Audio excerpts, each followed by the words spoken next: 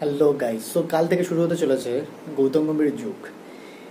Indian cricket টিমের ইতিহাসে এই প্রথম কোচের কথায় ভারতীয় ক্রিকেট দল বিসিসিআই তার স্টাফদেরকে রাখা হয়েছে।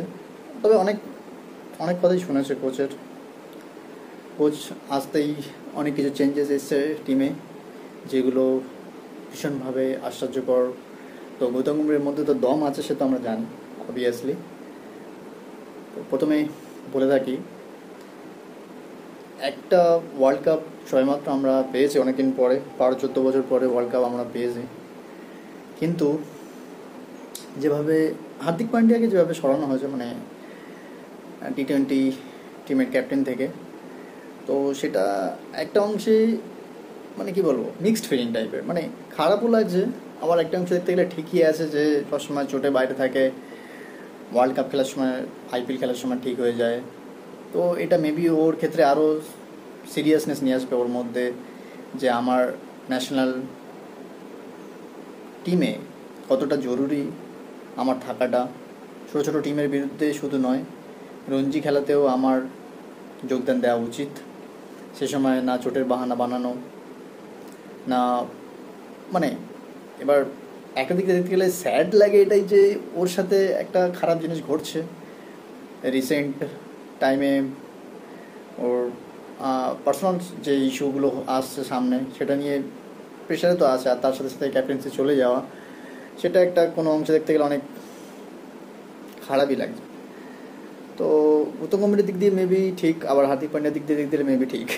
এটা একটা মিক্সড ফিলিং টাইপের।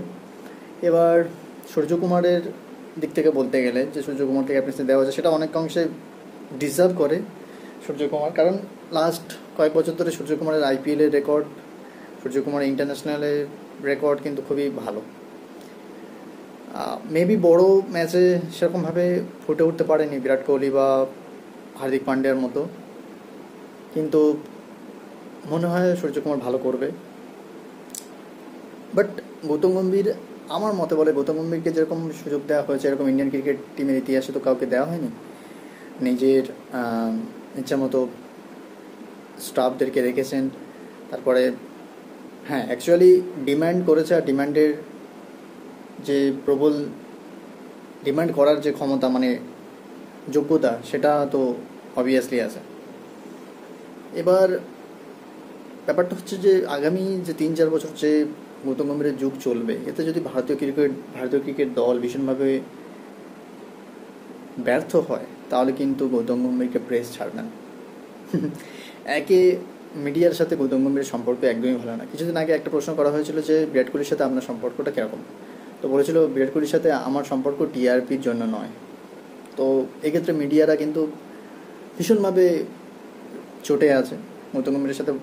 সবসময় এরকম টিআরপি নিয়ে বা অন্য মিডিয়াদের তুলনা করেছেন, যেটা অবভিয়াসলি আমাদের দেখতে ভালো লাগে। কারণ আজকাল মিডিয়াটা মানে একটা জোক, মিডিয়া পার্সনরা হচ্ছে জোকার হয়ে গিয়েছে। তো সেক্ষেত্রে ভালোই লাগে দেখতে গেলে। কিন্তু যদি ব্যর্থ হয়, তাহলে কিন্তু গৌতম গম্ভীরকে ভীষণভাবে ক্রিটিসাইজ করা হবে। মেবি তারপরে হয়তো গৌতম গম্ভীরের আইপিএল বলো বা যে কোনো ইন্ডিয়ান টিম তো দূরের কথা, লিগের যে মানে কি বলে, কোচের ভূমিকায় সে জায়গায় না দেখা যেতে পারে। তো এটাও অনেক দূরের কথা, আগামী 4 বছর এখন কেমন হয় সেটা দেখা যাক।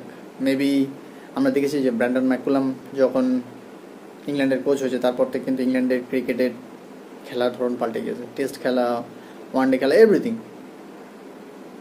সো সেক্ষেত্রে বলা গেলে সেরকম কি কিছু আমূল পরিবর্তন আসতে চলেছে ইন্ডিয়ান ক্রিকেট টিমে। কাল থেকে শুরু ইন্ডিয়া ভার্সেস শ্রীলঙ্কা। তো আমি ভীষণ এক্সাইটেড দেখার জন্য। আপনারা কমেন্ট করে জানান যে গৌতম গম্ভীরের কোচিংয়ের নেতৃত্বে ইন্ডিয়ান টিমে সফলতা আসতে চলেছে নাকি ব্যর্থতা। কমেন্ট করতে পারবেন। Thank you.